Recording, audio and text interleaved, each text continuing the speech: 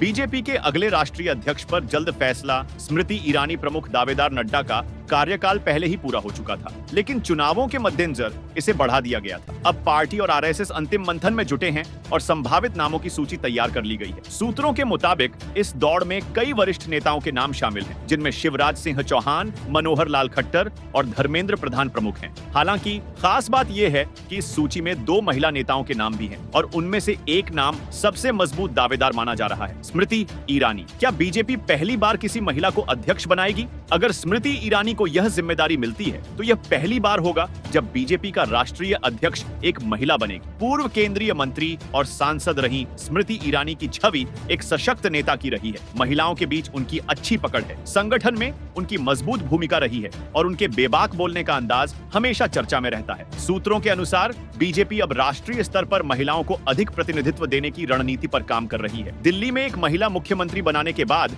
Party अब राष्ट्रीय नेतृत्व में भी महिला शक्ति को आगे लाने के पक्ष में है। स्मृति ईरानी इस भूमिका के लिए उपयुक्त उम्मीदवार मानी जा रही है, क्योंकि वे चुनावी रणनीतियों में माहिर हैं और विपक्ष पर आक्रामक हमलों के लिए जानी जाती। क्या दक्षिण भारत से भी आ सकता है कोई नया चेहरा? बीजेपी दक्षिण भारत में अपनी पकड़ मजबूत करने की कोशिश में भी जुटी है। ऐसे में तमिलनाडु के बीजेपी नेता के अन्नामलाई का नाम भी चर्चा में आया था। पार्टी के भीतर इस बात पर भी मंथन चल रहा है कि नए अध्यक्ष का चयन क्षेत्रीय संतुलन को ध्यान में रखते हुए किया जाए या फिर महिला नेतृत्व को प्राथमिकता दी जाए। अब देखना दिलचस्प होगा कि बीजेपी किसे अपना नया राष्ट्रीय अध्यक्ष चुनती है। संगठन को मजबूत करने के लिए एक अनुभवी नेता, दक्षिण भारत से एक नया चेहरा या फिर स्मृति ईरानी के रूप में पहली महिला राष्ट्रीय अध्यक्ष। इस महत्वपूर्ण फैसले की आधिकारिक घोषणा जल्द होने की उम्मीद है।